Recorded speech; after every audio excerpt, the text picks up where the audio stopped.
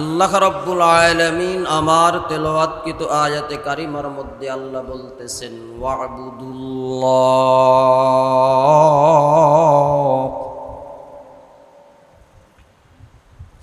ওয়ালা তুশরিকু বিহি শাইআ ওয়া বিল ওয়ালিদাইনি ইহসানা ওয়া বিযিল কুরবা ওয়াল ইয়াতামা والمساكين والجار الجنب والصاحب بالجنب والجار ذي القربى والجار الجنب والصاحب بالجنب وابن السبيل وما ملكت أيمانكم إن الله لا يحب من كان مختالا فخورا আল্লাহ রাব্বুল আলামিন এই আয়াত কারিমার মধ্যে এক নম্বর বলতেছেন ওয়া'বুদুল্লাহ, তোমরা আমি আল্লাহর ইবাদত করো, গোলামি করো, দাসত্ব করো। কার গোলামি? সবাই বলেন আর একটু জোরে, ওয়া'বুদুল্লাহ। এক নাম্বার সবক আল্লাহ দিলেন, ওয়া'বুদুল্লাহ, তোমরা আমি আল্লাহর গোলামি করো। কার গোলামি? সবাই বলেন গোলামি কার চলবে? নাকি মানুষের গোলামি চলবে? রাষ্ট্রের গোলামি চলবে? পীরের গোলামি চলবে? গোলামি চলবে একমাত্র কার? আল্লাহ। সেই জন্য আল্লাহ রাব্বুল আলামিন এক নাম্বার সবক আমাদের দিলেন ওয়া'বুদুল্লাহ।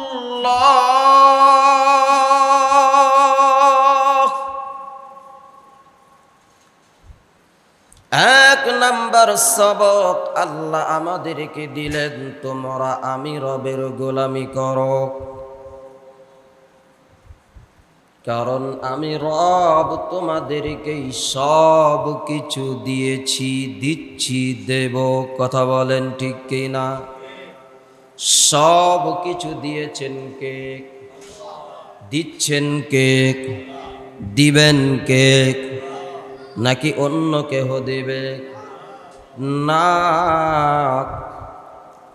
আমার অক্সিজেন ফুরিয়ে গেলেও পৃথিবীর কেউ দিবে না, দিবে আমার আল্লাহ। কথা বলেন ঠিক না? কে দিবে? অসুস্থ হয়ে গেলে সুস্থ করে দেওয়ার মালিক। ঔষধ মানুষকে সুস্থ করে দেয়, ডাক্তার মানুষকে সুস্থ করে দেয়। ডাক্তারের হাতে যদি সুস্থতা থাকতো, খোদার কসম কোন ডাক্তার কোনদিন মারা যাইত না। কি মারা যাইত? অনেক সময় অনেক ডাক্তারের কাছে গেলে, আপনি আসছেন, আমি তো এই রোগে ভুগতেছি, বলে কি বলে না? বলেন। ছোটবেলার একটা ঘটনা মনে পড়েছে, আমার জন্ম নয়, আমার ভাতিজা, মেজো ভাইয়ের ছেলে, এখন তো আলহামদুলিল্লাহ বড় হয়েছে, হাফেজে কোরআন হয়েছে, কিতাবখানা করতেছে। 2008 সালের ঘটনা। ভাতিজা ভাই যখন বগুড়াতে চলে গেছে, ছোট, তখন ওর বয়স এই 5-6 বছর হবে এরকম। বগুড়া জিএম মেডিকেলে নিয়ে গেছে। ভাতিজার দাঁত সবগুলো নষ্ট ছিল। ছোট বাচ্চারা বেশি বেশি চকলেট খায়, আবিজাবি খায়, খায় কি খায় না? যেই দাঁতের ডাক্তারের কাছে নিয়ে গেছে, তার কোনো দাঁত নাই। এখন ছোট 4-5 বছরের বাচ্চা, ভাতিজা বলতেছে, ডাক্তার আপনি আমার কি চিকিৎসা করবেন? আপনারই তো দাঁত নাই। ছোট বাচ্চা কি বলতেছে? যে আপনি আমার কি চিকিৎসা করবেন? আপনারই তো দাঁত নাই। ভাতিজার এই ট্যালেন্ট এটা দেখে ডাক্তার এতটাই খুশি হয়েছিল, তার চিকিৎসা সহ সব ঔষধ ফিরিয়ে দিয়েছিল। কি দিয়েছিল? শুধু তাই না, বলে দিয়েছিল তোমার যতদিন এই দাঁতের যা কিছু ঔষধ লাগে আমার কাছ থেকে নিবা, তোমার কোনো টাকাই লাগবে না। তার চঞ্চলতা দেখে আসলে আলহামদুলিল্লাহ ভাতিজা খুব চঞ্চল, চালু, ভালো হাফেজ, ভালো ছাত্র, স্ট্যান্ড করে, ভোট প্লেস করা ছাত্র। যেই কথাটা বুঝাইতে চাচ্ছিলাম, ডাক্তাররা যদি রোগীকে সুস্থ করতে পারতো তাহলে ডাক্তাররা কখনো মারা যাইতো না। সুস্থতা দেওয়ার মালিককে, আর একটু জোরে বলেন কে? আল্লাহ। সেই জন্য সুস্থ এটা দেওয়ার মালিক আল্লাহ, অসুস্থতা দেওয়ার মালিকও আল্লাহ। ঔষধ কোনো কাজ করতে পারে না, ডাক্তারের কোনো ক্ষমতা নাই, ঔষধেরও কোনো ক্ষমতা নাই। ঔষধ কারোর ভালো করতে পারে না, ক্ষতিও করতে পারে না। যতক্ষণ পর্যন্ত ঔষধের মধ্যে আল্লাহর হুকুম না আসে ততক্ষণ পর্যন্ত ঔষধ কোনো কাজ করে না। ঔষধের মধ্যে আল্লাহর হুকুম আসলেই ওই ঔষধ কাজ করে। এটার উপরে ইয়াকিন, বিশ্বাস রাখতে হবে। যদি বলি যে ঔষধ খায় আমি ভালো হয়ে গেছি, তাহলে শিরকিয়াত চলে আসবে। কি চলে আসবে? কথা বলেন না কেন? শিরকিয়াত। একই ঔষধ অনেক রোগী খেয়ে সুস্থ হয়, আবার একই ঔষধ অনেক রোগী খাইলে মারা যায়। কি যায়? কি যায়? যায়। তাহলে আসুন যেই বিষয়টা বুঝাইতে চাচ্ছি, সুস্থতা দেওয়ার মালিককে, আর একটু জোরে বলেন কে? আল্লাহ। সেই জন্য আল্লাহ বলতেছেন ওয়াবুদুল্লাহ, তোমরা আমি আল্লাহর গোলামি করো, আমি আল্লাহর দাসত্ব করো, আমি আল্লাহর ইবাদত করো। দ্বিতীয় সবক আল্লাহ দিচ্ছেন ওয়ালা তুশরিকু বিহি শাইআ। দ্বিতীয় সবক আল্লাহ দিচ্ছেন ওয়ালা তুশরিকু বিহি শাইআ, তোমরা আমি রবের সাথে কোনো কিছুকে তোমরা শরীক করো না। কি করো না? শাইআ, কোনো কিছুকে তোমরা আমি রবের সাথে তোমরা শরীক করো না। সুস্থতা দেওয়ার মালিক আমি আল্লাহ, তুমি বলো না ঔষধ আমাকে সুস্থ বানায়া দিয়েছে, শিরকিয়াত হবে। সুস্থতা দেওয়ার মালিক আমি আল্লাহ, ডাক্তার তোমাকে সুস্থতা দেয় নাই। কথা বলেন না কেন? তাহলে শিরকিয়াত চলে আসবে। শাইআ, রিজিকের মালিক আমি আল্লাহ, তোমার চাকরি তোমাকে খাওয়ায় না। যদি তুমি বলো শিরকিয়াত চলে আসবে। চাকরি খাওয়ায়, কথা বলেন না কেন? পিছনের লোকগুলো বলতেছে হুজুর চাকরি না করলে খাইতেন কে? খাওয়ায় কে? কথা বলেন না, খাওয়ায় কে? অনেক মিলিয়ন ট্রিলিয়ন কোটি টাকার মানুষ, কিন্তু আল্লাহ নিষেধ করেছে খাইতে পারে না, খাইলেই মরবে। আছে না নাই? কথা বলেন। তাহলে খাওয়ায় কে? আর একটু জোরে কে? আল্লাহ খাওয়ায়। চাকরি খাওয়ায়, ব্যবসা খাওয়ায়। সেই জন্য আল্লাহ বলেন ওয়ালা তুশরিকু বিহি শাইআ, আমি রবের সাথে তোমরা কোনো কিছুকে শরীক করো না। চাকরি তোমাকে খাওয়ায় না, খাওয়ায় আমি আল্লাহ। খাওয়ায় কে? আর একটু জোরে। ব্যবসা তোমাকে খাওয়ায় না, খাওয়ান হলেন আমার আল্লাহ। কে খাওয়ায়? আল্লাহ। আমার মিল ফ্যাক্টরি আমাকে খাওয়ায় না, খাওয়ায় হলেন আল্লাহ। আমার অফিস আদালত আমাকে খাওয়ায় না, খাওয়ায় হলেন আল্লাহ। কথা বলেন ঠিক কিনা? কে খাওয়ায়? আল্লাহ খাওয়ায়। সেই জন্য আল্লাহর সাথে কাউকে শিরিক করা যাবে না, কারণ আমার আল্লাহ হলেন একক। আল্লাহকে একক, কি একক? কুল হুয়াল্লাহু আহাদ। আমার আল্লাহ হলেন একক। ওয়া ইলাহুকুম ইলাহু ওয়াহিদ লা ইলাহা ইল্লা হুয়ার রাহমান।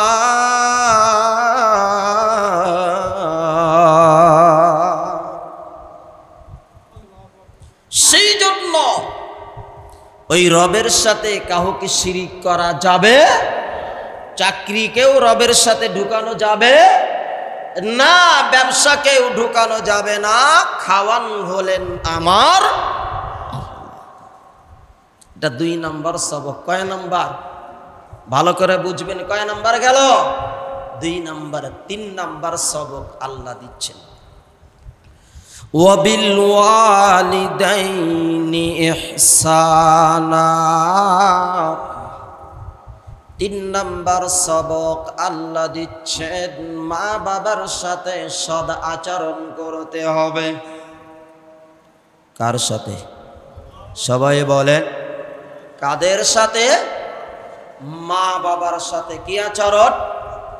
সবাই বলেন সদ আচরণ।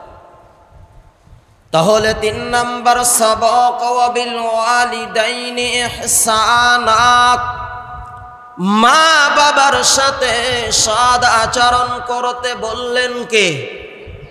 আর একটু জোরে বলেন কে? কথাগুলো কি আমি বলছি নাকি আল্লাহ বলতেছে? আল্লাহর কথাগুলোই আমি নকল করে বলতেছি। আল্লাহর কথাগুলো আমি নকল করে বলতেছি। আল্লাহ যেটা বলছেন সেটাই বলতেছি, শুধুমাত্র ব্যবধান আল্লাহর জবান থেকে যেই কথাগুলো বের হয়েছে সেই কথাগুলো এখন আমার জবান থেকে বের হচ্ছে। কথাটা বুঝাইতে পারিনি বলে। তাহলে কথাটা একটু ব্যবধান এতটুকুই, যেই কথাগুলো আল্লাহ বলছেন সেটা আমি বলতেছি নকল করে। বুঝাইতে পেরেছি? তাহলে 3 নম্বর সবক কি? কাদের সাথে? যুবক ভালো করে শুনে দেখো, শোনো। 3 নম্বর ওয়াবিল ওয়ালিদাইনি ইহসানা, মা বাবার সাথে সদ আচরণ করো। 4 নম্বর ওয়াবিযিল কুরবা, আমার আল্লাহ 4 নম্বর সবক দিচ্ছেন, ওয়াবিযিল কুরবা, তোমরা তোমাদের নিকটতম আত্মীয় স্বজনদের সাথে সদ আচরণ করো। কাদের সাথে? সবাই বলে। কথাগুলো জবান দিয়ে আপনারা বের করলে কথাটা অন্তরে বসবে। কোথায় বসবে? কথা বলে অন্তরে। কথাগুলো অন্তরে বসানো দরকার আছে না নাই? সবাই বলে।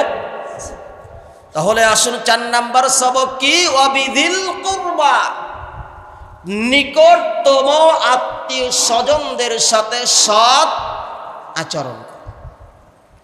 5 নম্বর ওয়াল ইয়াতামা, ইতিমদের সাথে তোমরা সদ আচরণ করো। কাদের সাথে সদ আচরণ? কাদের সাথে? ইতিমদের সাথে। ওয়াল ইয়াতামা, 5 নম্বর আল্লাহ সবক দিচ্ছেন, এতিমদের সাথে সদ আচরণ করো। 6 নম্বর ওয়াল মাসাকিন, মিসকিনদের সাথে তোমরা সদ আচরণ করো, ভালো ব্যবহার করো। 6 নম্বর সবক কি? সবাই বলেন না কেন? কাদের সাথে? মিসকিনদের সাথে সদ আচরণ করো। 7 নাম্বার ওয়াল জারিদিল কুরবা, আল্লাহ বলতেছেন নিকটতম প্রতিবেশীদের সাথে সদ আচরণ করো। কাদের সাথে? সবাই বলেন ওয়াল জারিদিল কুরবা, নিকটতম প্রতিবেশীদের সাথে সদ আচরণ করো। 8 নাম্বার ওয়াল জারিল জুনুব, দূরবর্তী প্রতিবেশীদের সাথে সদ আচরণ করো। কাদের সাথে? দূরবর্তী প্রতিবেশীদের সাথে সদ আচরণ করো। আমার আল্লাহ 9 নাম্বার বলতেছেন ওয়াসাহিবি বিল জানব ওয়াল জারিল জুনুবি ওয়াসাহিবি বিল জামবি ওয়াবনিস সাবিল, তোমরা অভাবগ্রস্ত মুসাফিরদের সাথে সদ আচরণ করো। কাদের সাথে? অভাবগ্রস্ত মুসাফিরদের সাথে সদ আচরণ করো। ওয়ামা মালাকাত আইমানুকুম, আমার আল্লাহ এবার বলতেছেন তোমাদের অধীনস্থ তোমাদের গোলামবাদী দাস দাসী, যদিও দাস দাসীর কথা নাই, এটার পরিবর্তে এটাই তোমাদের যে কাজের লোকগুলো আছে তাদের সাথে তোমরা সদ আচরণ করো। কাদের সাথে?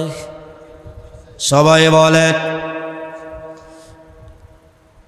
এই কয়েক শ্রেণীর মানুষদের কথা আলোচনা করে এবার আমার আল্লাহ কত সুন্দর করে বলতেছেন এবার আসো, ইন্নাল্লাহা লা ইহিব্বু মা কানা মুখতালান ফাখুরা। ইন্নাল্লাহা লা ইহিব্বু, আল্লাহ তাদেরকে ভালোবাসেন না, মহব্বত করেন না। মান কানা মুখতালান ফাখুরা, যারা অহংকার করে, নিজেদের দাম্ভিক প্রকাশ করে, অহংকারিতা প্রকাশ করে, আমার আল্লাহ এদেরকে ভালোবাসেন না। যারা কি করে? সবাই বলেন না কেন? অহংকার, দাম্ভিকতা প্রকাশ করে, আমি জমিদার, আমি এই সামার, আমার এই পাওয়ার, আমার ওই পাওয়ার, আমি এই নেতা, আমি ওই নেতা, এমন করে যারা এই দাম্ভিকতা প্রকাশ করে, এমন অহংকার যারা করে, আমার আল্লাহ বলেন আমি আল্লাহ তাদেরকে ভালোবাসি। আপনারা ভালোবাসেন? হ্যাঁ, সবাই বলেন না কেন? পিছনের গুলো বলতেছে না। আল্লাহ বলতেছেন তাদেরকে ভালোবাসি না, আল্লাহ বলতেছেন ভালোবাসি না, তাহলে আপনারা ভালোবাসেন? হ্যাঁ, তাহলে এই কথাটা বলতে অসুবিধা কোথায়? আপনারা কি ভালোবাসেন? যারা অহংকার করে তাদেরকে ভালোবাসেন, যারা দাম্ভিকতা প্রকাশ করে তাদেরকে ভালোবাসেন, যারা ক্ষমতার বড়াই দেখে অহংকার করে তাদেরকে ভালোবাসেন, যারা সম্পদের অহংকার প্রকাশ করে তাদেরকে ভালোবাসেন। এবার আপনাদের কাছে প্রশ্ন, যারা এই যে আল্লাহর গোলামি, নাম্বার আল্লাহর গোলামি, 2 নাম্বার আল্লাহর সাথে কাউকে শিরিক করে না, 3 নাম্বার মা বাবার সাথে সদ আচরণ, 4 নাম্বার নিকটতম আত্মীয় স্বজন, 5 নাম্বার ইতিম, 6 নাম্বার মিসকিন, 7 নাম্বার নিকটতম প্রতিবেশী, 8 নাম্বার দূরবর্তী প্রতিবেশী, 9 নাম্বার অভাবগ্রস্ত মুসাফির,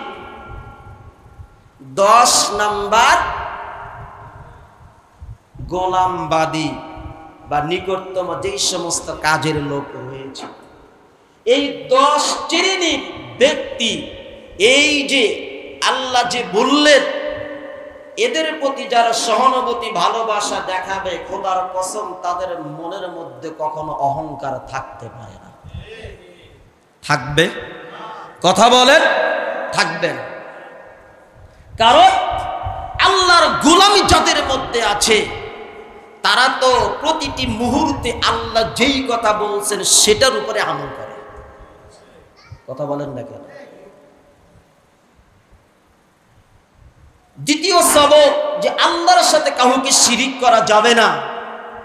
যারা আল্লাহর সাথে কাউকে শিরিক করা যাবে না, অহংকার এটাতে একমাত্র আল্লাহর গুণ।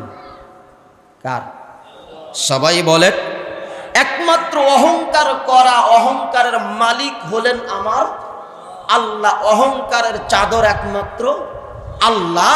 আল্লাহ কোরআনের মধ্যে বলেছেন 29 নম্বর পারার মধ্যে আল্লাহ বলেন, ইয়া আইয়ুহাল মুদ্দাসসির কুম ফাআনজির ওয়া রাব্বাকা ফাকাব্বির ওয়া সিয়াবাকা ফাতাহহির ওয়া রুজসা ফাহজুর।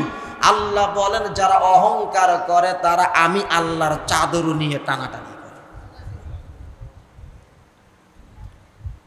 তাহলে আসুন, এই যে 10টি কথা আল্লাহ এই আয়াতের মধ্যে আমাদেরকে সবক দিলেন, এটা তো আমাদের প্রতিটি মুহূর্তে আমাদের দরকার।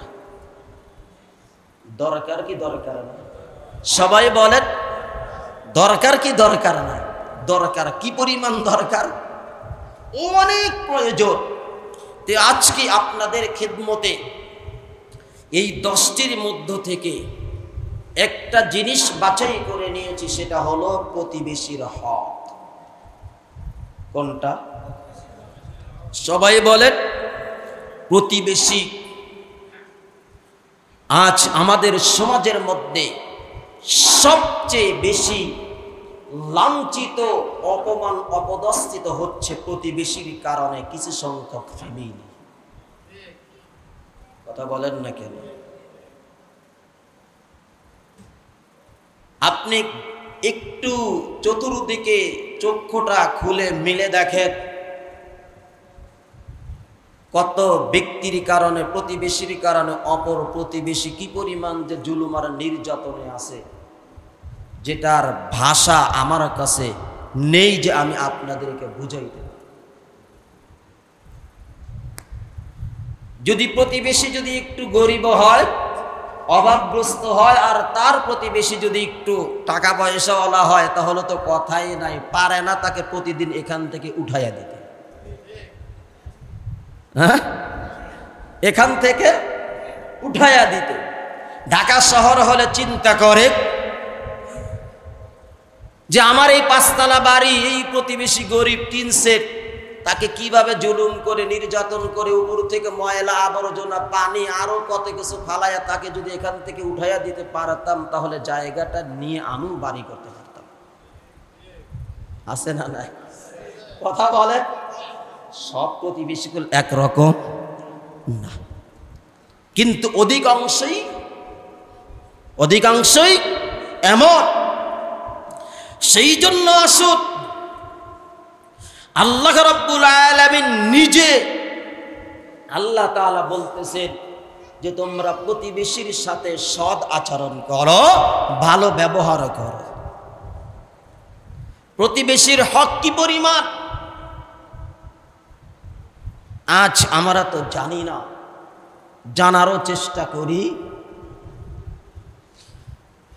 قال رسول الله صلى الله عليه وسلم ما زال جبرائيل يوصبني بالجار حتى ظننت أنه سيورثه।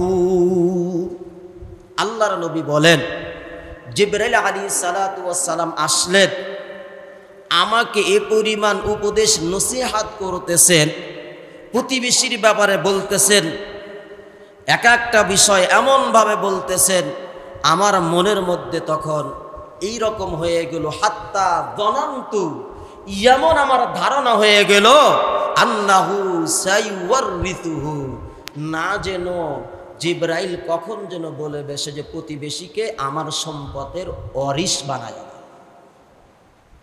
আমার সম্পদের ওয়ারিশ বানায়। এমন ভাবে জিবরাইল আলাইহিস সালাম নবীকে বলতেছেন প্রতিবেশীর হকের ব্যাপারে, কখন যেন জিবরাইল বলে বসে যে রাসূলুল্লাহ, প্রতিবেশীকেও আপনার ওয়ারিস, আপনার সম্পদের ওয়ারিস হবে। চিন্তা করে দেখেন তো, নবী ধারণা করতেছে, হাত্তা দনান্ত। তাহলে এই যে নবী যে ধারণা করেছেন, তাহলে ওই প্রতিবেশীর হক কম না বেশি? হ্যাঁ, কি পরিমাণ বেশি? আজকে তো আমাদের সমাজে অনেক আছে, ভাই ভাইকে তার বাবার সম্পদের ওয়ারিস বানায় না, দেয় না। কিভাবে? ভাইয়ের ওই সম্পদটা মেরে বাবার কাছ থেকে চুরি করে লিখে নেওয়া যায়। আছে না নাই? বলে অনেক রয়েছে, অনেক খোঁজ করলে দেখা যায়, অনেক পাওয়া যাবে। হ্যাঁ, বাবার কাছ থেকে সম্পত্তি চুরি করে লিখে নিয়েছে। আছে না? না আছে। অথচ প্রতিবেশীর হক কি পরিমাণ? নবী বলতেছেন, নবীর এই কথার মধ্যে কি আপনাদের কারো কোনো সন্দেহ আছে? হ্যাঁ, আছে। সেই জন্য প্রতিবেশীর হক অনেক। প্রতিবেশীর সাথে কখনো খারাপ আচরণ করা যাবে না, সদ আচরণ করতে হবে। আল্লাহর নবী অন্য হাদিসের মধ্যে বলতেছেন, ক্বালা রাসূলুল্লাহ সাল্লাল্লাহু আলাইহি ওয়াসাল্লাম, মান কানা ইউমিনু বিল্লাহি ওয়াল ইয়াউমিল আখির ফালইউকরিমু জারাহু। আল্লাহর নবী বলেন, যারা আখিরাতের দিবসের প্রতি, আল্লাহর প্রতি যাদের বিশ্বাস থাকবে, আল্লাহর উপরে যারা ঈমান এনেছে, আখিরাতের দিবসের প্রতি যারা ঈমান এনেছে, তারা যেন প্রতিবেশীদেরকে সম্মান দেয়। কাদেরকে সম্মান? সবাই বলেন না কেন? ফালইউকরিম জারুহু, তারা যেন প্রতিবেশীকে সম্মান করে, প্রতিবেশীকে যেন কোনো কষ্ট না দেয়।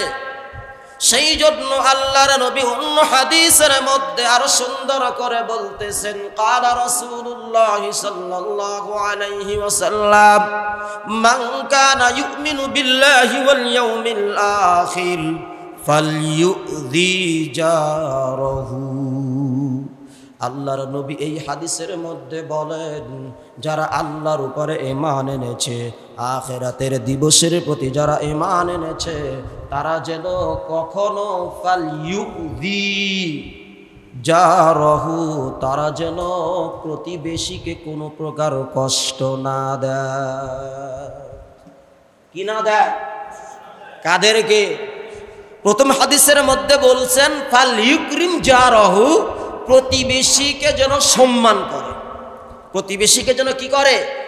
সম্মান করে। আর এই হাদিসের মধ্যে নবী বলতেছেন, প্রতিবেশীকে যেন কষ্ট না দেয়। সেই জন্য মুসলমান, কথাগুলো দিল দিয়ে শোনার চেষ্টা করবেন। প্রতিবেশীর হক দিয়েছেন কে? আর একটু জোরে বলেন কে? প্রতিবেশীর হকের ব্যাপারে স্বয়ং আমার আল্লাহ বলেছেন। এবার সামনের হাদিসটা সবাই মনোযোগ দিয়ে শোনার চেষ্টা করবেন। আল্লাহর নবী কত সুন্দর করে বলতেছেন, মুসলমান, আমাদের সমাজের মধ্যে কিছু মানুষ আছে, নামাজ রোজার কমতি নাই, কিন্তু প্রতিবেশীকে কষ্ট দেওয়া থেকেও বিরত নাই। কথা বলেন না কেন? নামাজ রোজাও কম নাই, পাগড়িও বড় পাগড়ি, জুব্বাও বড়, একেবারে হজের সফর প্রতি বছর যায়, কিন্তু প্রতিবেশীকে কষ্ট আর জুলুম থেকে, ওই ব্যক্তির জুলুম থেকে প্রতিবেশী রেহাই পায় না। আছে না নাই? সবাই বলেন। হ্যাঁ, সেই জন্য আল্লাহর নবী বলতেছেন, ক্বালা রাসূলুল্লাহ সাল্লাল্লাহু আলাইহি ওয়াসাল্লাম, ওয়াল্লাহি লা ইউমিন ওয়ালিল্লাহ লা ইউমিন ওয়াল্লাহি লা ইউমিন কিলা মান ইয়া রাসূলুল্লাহ ক্বালা আল্লাযী লা ইউমান জারুহু বাওয়াইকাহু। আল্লাহর নবী এক নয় দু নয় তিনবার করে কসম খাইলেন। কয়বার? সবাই বলেন ওয়াল্লাহি লা ইউমিন, ওয়াল্লাহি লা ইউমিন, ওয়াল্লাহি লা ইউমিন। আল্লাহর নবী তিনবার কসম খাইলেন। কয়বার? সবাই বলেন, সবারই বলতে হবে। কয়বার? তিনবার কসম খাইলেন।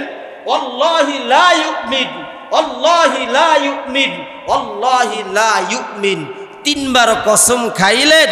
কসম খাইলেন এমন সময় সাহাবায়ে কেরাম প্রশ্ন করলেন, কিলা মান ইয়া রাসূলুল্লাহ, ইয়া রাসূলুল্লাহ সাল্লাল্লাহু আলাইহি ওয়াসাল্লাম, আপনি তিনবার কসম খাইলেন, কারণ কি? এবার নবী বলতেছেন ক্বাল, নবী বললেন আল্লাযী লা ইউমান জারুহু বাওয়াইকাহু।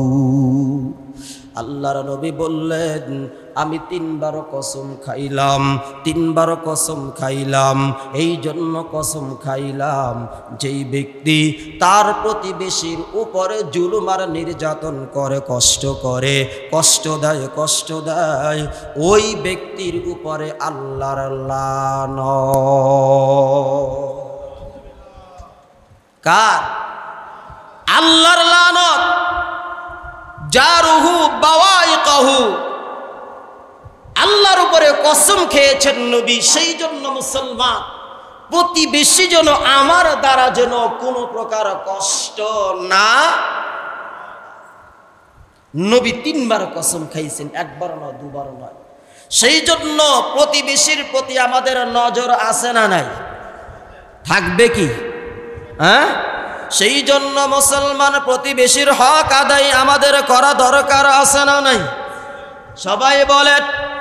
সেই জন্য আল্লাহর নবী কত সুন্দর করে বলতেছেন, ক্বালা রাসূলুল্লাহ সাল্লাল্লাহু আলাইহি ওয়াসাল্লাম, কত সুন্দর করে নবী বলেন, ইয়া রাসূলুল্লাহ সাল্লাল্লাহু আলাইহি ওয়াসাল্লাম, ইন্না ফুলানাতা তাসুমুন নাহার ওয়া তাকুমুল লাইল ওয়া তুযি জারানা ওয়া তুযি জিরানাহা ক্বালা হিয়া ফিন্নার। আল্লাহর নবীকে সাহাবায়ে কেরাম প্রশ্ন করলেন, ইয়া রাসূলুল্লাহ, আমাদের সমাজে কিছু ব্যক্তি রয়েছে, ইন্না ফুলানাতা তাসুমুন নাহার, যেই ব্যক্তি দিনের বেলায় রোজা রাখে, ওয়া তাকুমুল লাইল, রাত্রি বেলায় আবার জাগরণ করে নামাজ আদায় করে, ওয়া তুযি জিরানাহা, কিন্তু প্রতিবেশীকে জুলুম করা থেকে বিরত থাকে না। প্রতিবেশীকে জুলুম করা থেকে, কষ্ট দেওয়া থেকে বিরত থাকে না। এই ব্যক্তির ফয়সালা কি? আল্লাহর নবী বললেন, ক্বালা, নবী বললেন, হিয়া ফিন্নার, ওই ব্যক্তি হলো জাহান্নাম। নাউজুবিল্লাহ, আসতে বললেন কেন? রাত্রিতে নামাজ আদায় করে, দিনের বেলায় রোজা রাখে। আল্লাহর ওলি তো কম না মোটামুটি? হ্যাঁ, আল্লাহর ওলি কম? রাত্রিতে অনবরত তাহাজ্জুদ পড়তেছে, রাত্রি জাগরণ করতেছে, দিনের বেলায় রোজা। এই ব্যক্তি কত বড় আল্লাহর ওলি? অনেক বড় না? কিন্তু কি করে সে? তার একটা বদামল কি? ওয়াতুযি, সে কি করে? জিরানাহা, প্রতিবেশীকে কষ্ট দেয়, জুলুম করে, নির্যাতন করে। নবী বললেন ওই ব্যক্তি হলো জাহান্নাম। সেই জন্য মুসলমান প্রতিবেশীর হক আদায় করতে রাজি আছে কি না? সবাই আছে। হ্যাঁ, মনে মনে ভাইবেন না আমি নামাজ আদায় করে জাহান্নামে চলে যাব, প্রতিবেশীর হক আদায় না করে না। আমি রোজা আদায় করে জান্নাতে চলে যাব না, প্রতিবেশীর হক আদায়ও আমাদের করতে হবে। কথা বলেন ঠিক কি না? সেই জন্য মুসলমান আল্লাহর নবী অন্য হাদিসের মধ্যে কত সুন্দর করে জানাইয়া দেয়, ও মুসলমানি বান্দা, আল্লাহর নবী অন্য হাদিসের মধ্যে বলেছেন তোমরা প্রতিবেশীকে ভালোবাসবা। কি করবা?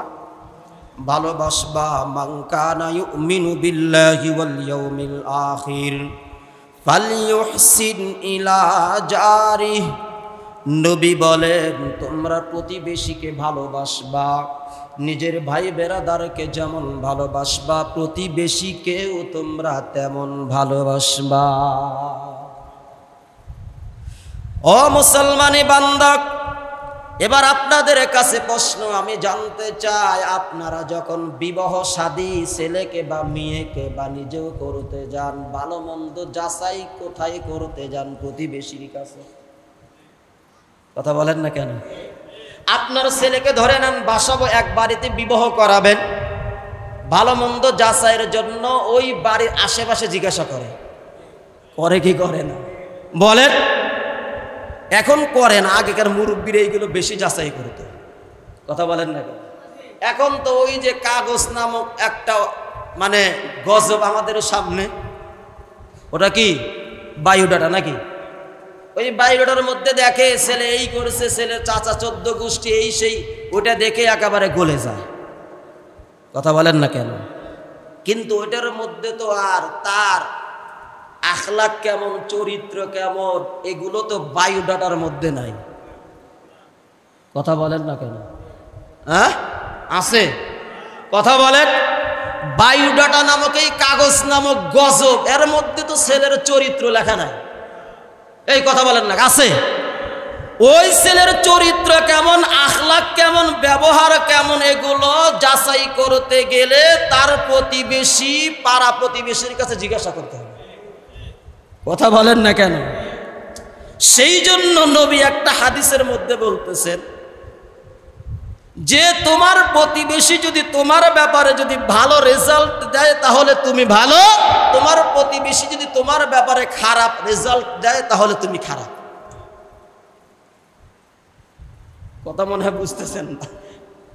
এগুলো আগেকার মুরব্বীরা খুবই যাচাই করতো। এখানে যারা মুরব্বী আছে, আমি যে কথা বলছি সত্য নাকি মিথ্যা? হ্যাঁ, মুরব্বীরা আগে ছেলেকে মেয়েকে বিবাহ দিতে গেলে, করাইতে গেলে প্রতিবেশীর কাছে বারবার জিজ্ঞাসা করতো। এই বর্তমান সমাজের মধ্যে আপনাদেরকে একটা জিনিস বলে দেই, ছেলে ভালো না খারাপ, মেয়ে ভালো না খারাপ, যে এলাকায় বিবাহ করতে যাবে যুবক, তুমি যেই মেয়েকে যেই এলাকায় বিবাহ করবা ওই এলাকার ইমাম সাহেবের কাছে গিয়ে তুমি পরামর্শ নাও। আপনারাও মেয়ে বিবাহ দিতে গেলে ওই ইমাম সাহেবের কাছে যাইবেন যে মসজিদের সাথে যুবকের সম্পর্ক ভালো না খারাপ। যদি মসজিদের সাথে যুবকের সম্পর্ক ভালো থাকে তাহলে বুঝবা যুবকটা কি। কারণ আমি মহল্লায় 13টা বছর মোটামুটি আশেপাশে যারা কোন ছেলে কোন যুবক নামাজি মোটামুটি হলেও তো চিনি। কথা বলেন না কেন? সেই জন্য প্রতিবেশী যাকে ভালো বলবে সে ভালো, প্রতিবেশী যার ব্যাপারে বাজে মন্তব্য করবে খারাপ, তাহলে বুঝবেন সেও খারাপ। এটা শুধু সামাজিক কথা নয়, নবী ও হাদিসের মধ্যে বলছে। সেই জন্য মুসলমান প্রতিবেশীর হক, অনেক হক রয়েছে, আমরা প্রতিবেশীর হকগুলো আমরা খুঁজে খুঁজে ইনশাআল্লাহ আদায় করতে রাজি আছি তো ইনশাআল্লাহ, রাজি আছি তো ইনশাআল্লাহ। আল্লাহ তাআলা যদি চায় ইনশাআল্লাহ বাকি আলোচনা আগামী সপ্তাহে করব। আজ একটা স্টেশন পর্যন্ত এনেছি, আল্লাহ যদি চায় আগামী সপ্তাহে আল্লাহ তাআলা আমাদের সবাইকে বুঝবার তৌফিক দান করেন। সবাই বলি আমিন। যারা সুন্নাত পড়েন 4 রাকাত কাবলা জুমা।